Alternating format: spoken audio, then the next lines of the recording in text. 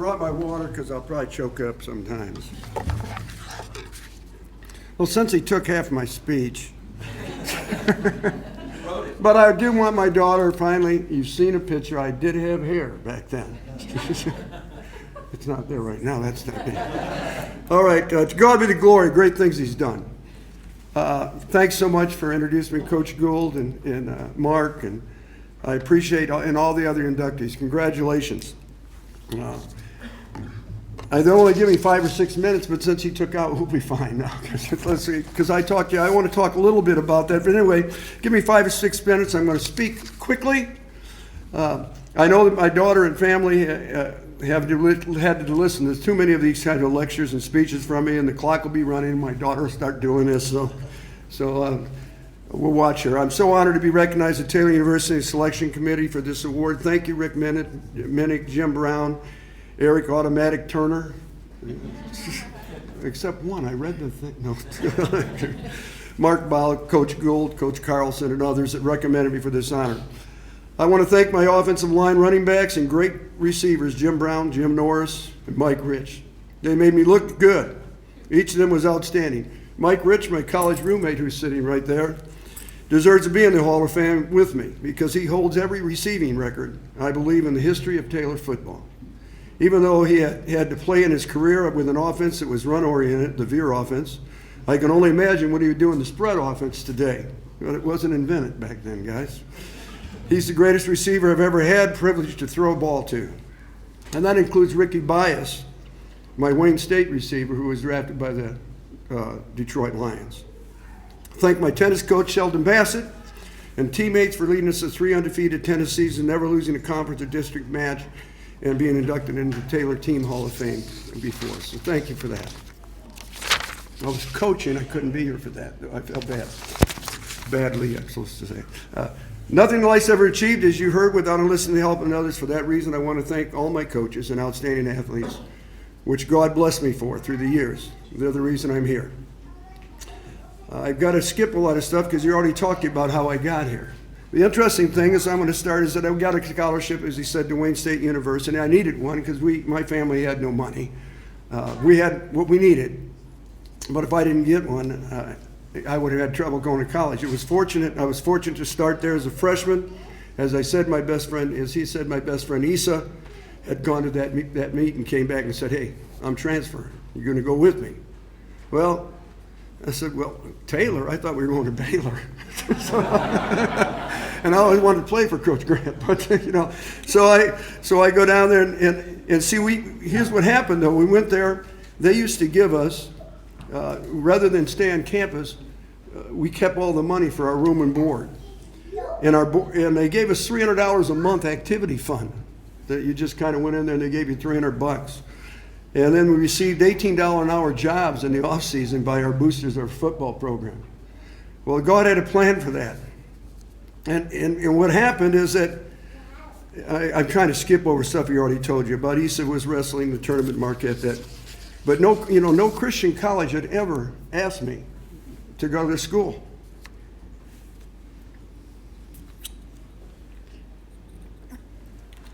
So I talked to the coaches. Hey, ask Division I athletes. They're just looking for a place. So anyway, I was struggling with God, what God wanted me to do in my life, and I was considering whether or not God was calling me to ministry, classes that obviously weren't available at Wayne State. I found out I wasn't going to be a doctor. You have to study really hard. And when you're a freshman starting as a quarterback, when you're on the plane, the seniors throwing stuff at you all the time and saying you can't study. So I switched to my science to English, and I taught English. And I was like I said, I thought God might be calling me to ministry.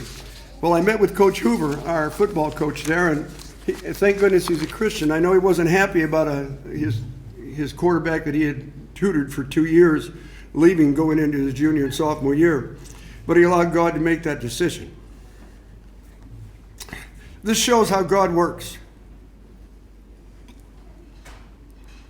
Good stuff. Excuse me. How God works. You see, Taylor couldn't even afford to pay. Back then, you remember, excuse me, the full financial need, couldn't meet your full financial need, and my parents had no money. East's family were loaded, so it didn't bother him. But you know, all that money that I had saved gave me enough money to pay the difference. When I got to Taylor and met Coach Gould, I knew it was in the right place. Now, I can be honest with you. Going in the dirt floor and the wooden lockers and no heat, in the wintertime trying to throw football there. They didn't have spring football, you didn't have any of those things. I kind of wondered, and I showed up on interterm. How many of you went to interterm? Now, I'm at a big school now, Wayne State. I go to interterm. I have more of my graduating class in Detroit than we had at interterm there. And I thought, holy smoke, what am I doing? Well, anyway, I met Coach Gould. I knew that he had a passion to win, and even more concerned, he was concerned about my spiritual life. I also found that all the coaches in Taylor coached that way. And that's the kind of coach I wanted to be. Now, I learned to run the veer, so I ended up getting to speak at all those clinics, the Nike clinic, all those things about the veer. But I'm going to tell you something, Coach. We threw the ball a whole lot more in the spread veer than we did here in the regular veer. Mike, you would have done real well in the spread veer, but I appreciate that. At Taylor, I went to the girls' volleyball game, and I saw this girl with skinny legs. But it was difficult for me to date her. She's from Ohio, and she's a Buckeye. And I'm a Wolverine, a dire Wolverine. And so we really struggled for a while, but God asked me to forgive her that tragic flaw. So now she's had to put up with me for 47 years. Taylor's influence didn't stop there. My parents fell in love with Taylor and wanted my sister Janet to go to Taylor. So Mom took a job.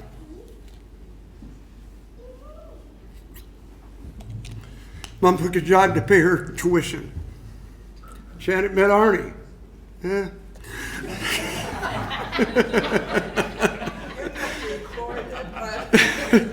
He's one of the best football makers I've ever seen. That was for you. She met Arnie. And they're married 43 years. Then Sue's parents fell in love with Taylor, and they sent Tim to Taylor. And he met Joni. And they've been married 43 years. You see, when you come to Taylor, you not only fall in love with the school, but you fall in love with the people. This will be the hardest part. I'm about done. I'm all out of water, too. Finally, my greatest honor has been given to me as the dad of my daughter and son. My daughter, Ashley, and my son, Justin, who's not able to be here today, babysitting their dogs.